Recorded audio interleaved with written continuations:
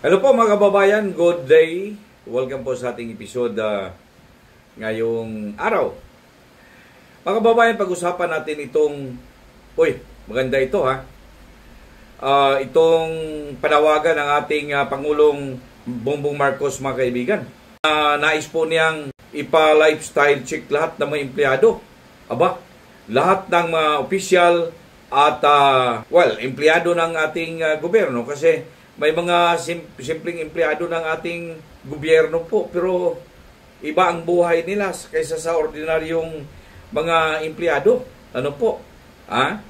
Magandang pag-usapan natin ito mga kababayan. Nakikita naman natin sa palibot natin mismo kung anong kaibahan po ng mga opisyal ng ating gobyerno kaysa ordinaryong Pilipino. At kung anong kaibahan ng mga opisyal natin sa gobyerno, be it elected or mga nasa posisyon po na non-elective position. Pero umahawak po ng mga nasa matataas na antas ng kanilang posisyon, mga kababayan. Hindi po ba? Kaya nga po, sa ngayon, nabuhayan mga kababayan ang mga Pilipino nitong inilabas po na pahayag ng ating Presidente patungkol po dito sa kanyang panawagan na ipapa-lifestyle check lahat. Ito, magkaalaman, maganda ito mga kaibigan.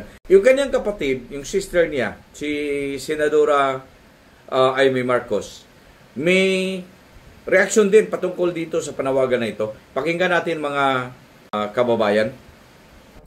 Oo, overdue na yan, lifestyle check na yan. Kasi kung titignan mo yung mga Facebook nila, ikaw ang masisindak sa pinagmamalaking mga sasakyan, mga apartment sa ibang bansa, mga alahas na kakaiba.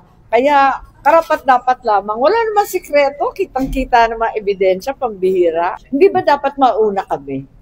Pero yung mga salin naman talaga namang public naman yun. Kaya medyo alam naman natin yung laman ng salin. Okay na, kailangan talaga magpaka-good example naman ng mga mambabatas. Kasi kami, ang tumatayong liderato ng bansa, dapat leader din kami sa anumang lifestyle at iba pang check. Alam niyo, yung lifestyle check, umpisa pa lamang. Pagkatapos doon, iimbestigahan kung talagang may negosyo o may na negosyo. At higit sa lahat, dapat may makulong. Kasi parang wala namang ending to. Hindi natutuldukan itong mga lifestyle check. Puro press release, puro banat, katakot-takot na birada. Tapos ang ending, wala naman nakukulong. Ano ba yun? Tama nga po naman siya. Tama talaga siya. Because dapat sila ang mga role model, mga kababayan, di ba? Yung mga public officials natin, lalong-lalo na yung mga elected officials, mga kababayan, na kapag ka nasa posisyon na, nakaupo na, talagang mababago ang buhay. Yan ang mga katanungan kasi ng taong bayan Coming from nothing, nung umpisang pumasok sa larangan ng politika, pinalad naman at nanalo. First term pa lamang po. Umiba na agad ang buhay, mga kababayan. Sino bang Pilipinong hindi magtataka? Sino bang Pilipinong hindi magtatanong? Bakit po ba? Hanap buhay po ba ang pagiging public servant? Ika nga. Hanap buhay po ba yun? Di ba sabi nila, kami magserbisyo sa taong bayan. Well, hindi natin sinabi naman, hindi sila magkaroon ng pera. Siyempre, as against naman doon sa ordinaryong empleyado, mga kababayan ng gobyerno, even sa private sector, iba talaga ang nila, iba talaga ang kanilang income doon, di ba? Hindi pa kasama yung mga plus-plus pa ng mga perks na ganyan. Hindi na natin isasama doon yung mga sindikato, mga kababayan, lalong-lalo na dito sa mga nabunyag na flood control, yung mga ghost projects, mga kababayan. Kasi ang ghost project sa totoo lang, hindi lamang sa flood control na itong issue na mainit ngayon Dapat uugkatin lahat ito. Uugkatin lahat ito. Dito tayo, at least, naging blessing in disguise nga itong baha na lumutang mga kababayan itong napaka-serpenting issue na ito. Itong flood control, ghost flood control projects mga kababayan. Itong mga sira-sira na mga flood control projects mga kaibigan. Hindi pa yan. At sigurado tayo ang dami pang mabubunyag at ma-uncover dito. Kung ito talaga itutuhanin mga kababayan ng ating gobyerno, ang daming mabubunyag, ang daming madiskubre na mga kalukuhan diyan sa mga proyekto, mga kaibigan natin. Going back dito sa issue ng lifestyle checking mga kababayan. Dapat lang.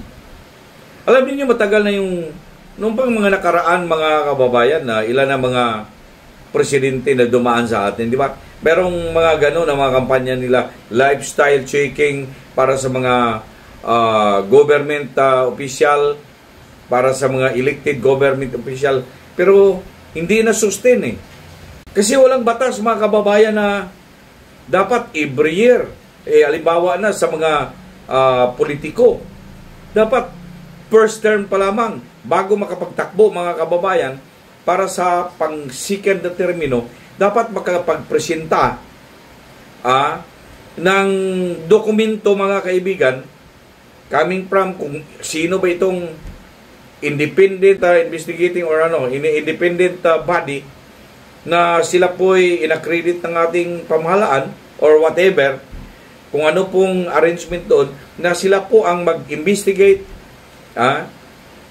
dyan sa lifestyle po ng mga politiko na yan.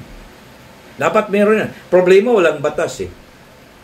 Kasi kung may batas na gagawin dyan, sigurado rin ako hindi makakalusot. Kasi pag lulusot yan sa kanila, para silang kumuha ng bato at pinokpok nila ang sariling ulo nila. Di ba po? Tama ba ko?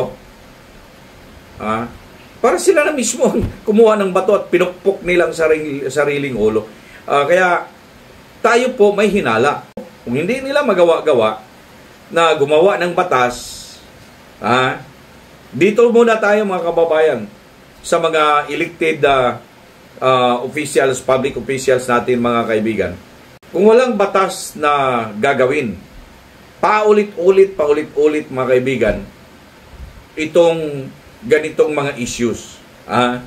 Kung sino maging presidente, magdepende kung ang kanyang trust o campaign sa kanyang pamalaan ay talagang para sa malinis na governance, ay sabihin niya na dapat taon-taon magkaroon tayo ng tinatawag na lifestyle checking. Ano po? Ay sa akin, mga kaibigan, pwede namang ganun, pero kung taon-taon man lang, isama na yung mga matataas na opisyal sa gobyerno, lalong-lalo na itong mga agency, government agencies, na doon po madalas ang nangyayaring kalukuhan, madalas nangyayaring mga milagro doon. Kagaya ng Bureau of Customs, DPWH, ano po, BIR, mayroon din yan. Ano po, ano pang ibang ma-insure natin mga kababayan na mas vulnerable na mga kalukuhan na dyan mangyayari? Kayo na pong bahala. Basta gusto natin mga kaibigan, ganun ang mangyari. Pwede yun taon-taonan eh.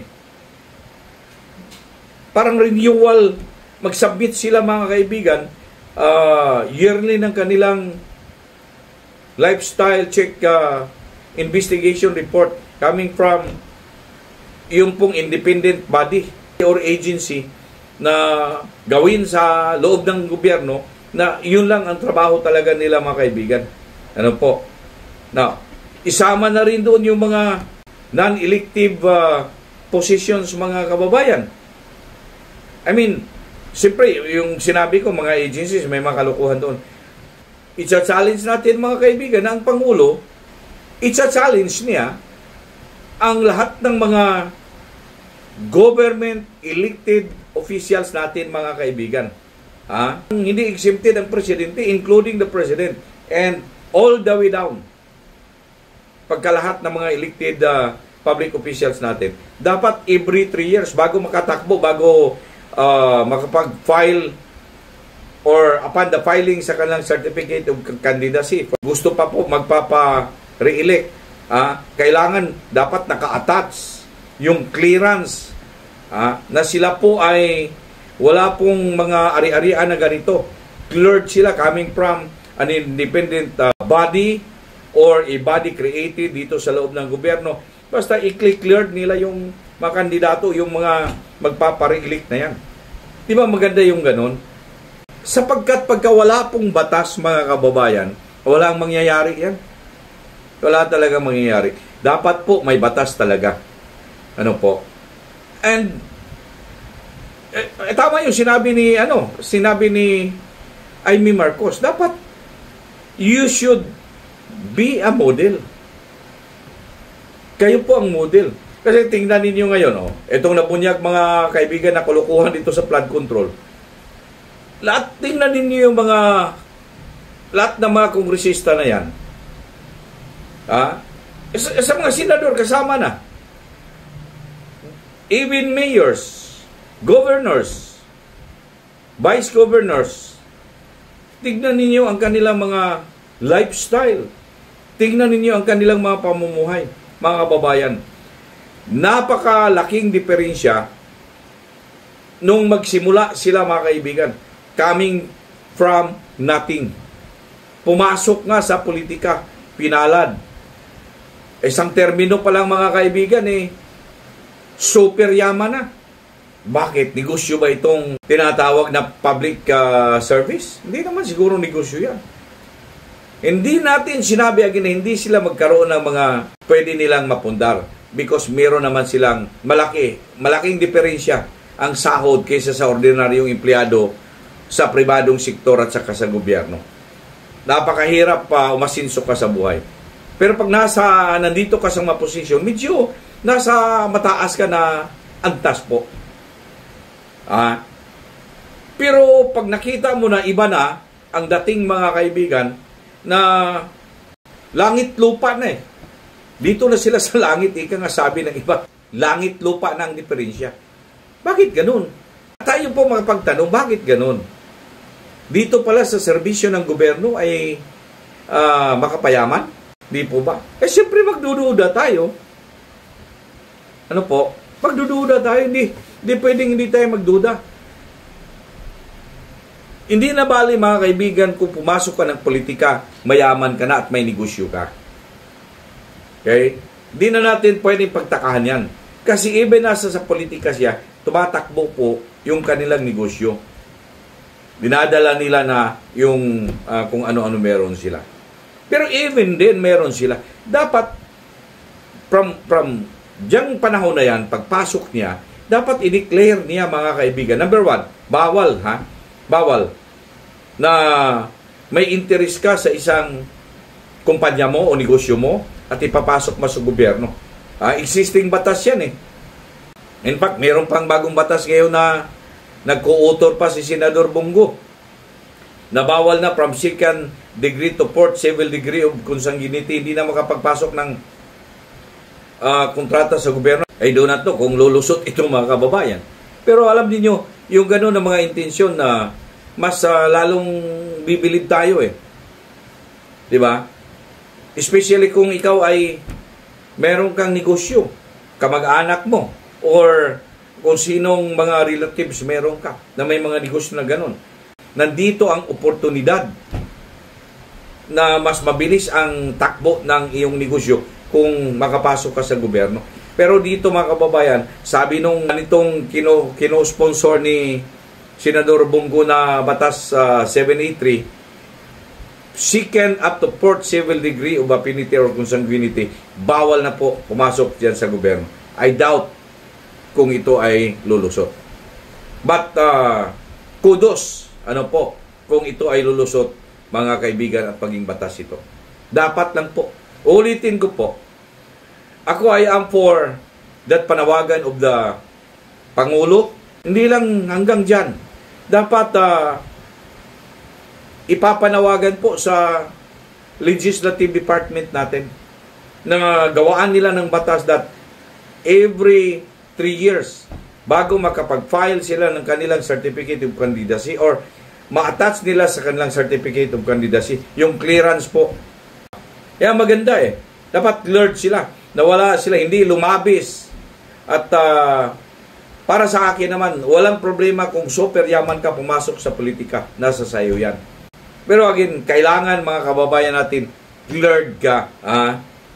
Diyan sa yung tinatawag ko nga na body kung ma-create yan. Mas maganda if independent body. Na sila po ang mag-iimbestiga talaga dito sa mga kandidato na ito. Na halimbawa, re-electionist ka, 3 years, magkano ang naipon mo at siyempre, di naman lahat ipon yan eh. May gagastusin ka dyan. The more medyo maluwang, ano po, kumbaga, your belt is loosen, medyo ano na, the more malaking gastos mo. Di ba po? At least, hindi ganun ka, yung bang sobrang laki ang tubo po. Siyempre, questionable yan. Hindi naman negosyo ang panilerbisyo sa gobyerno. Public service nga eh. For your comments, just write it down below. At huwag kalimutan mag-subscribe sa ating channel, Broadcasters Viewpoint. And paki-share naman and like. Ano po? Don't forget to hit the bell button para lagi po tayong updated.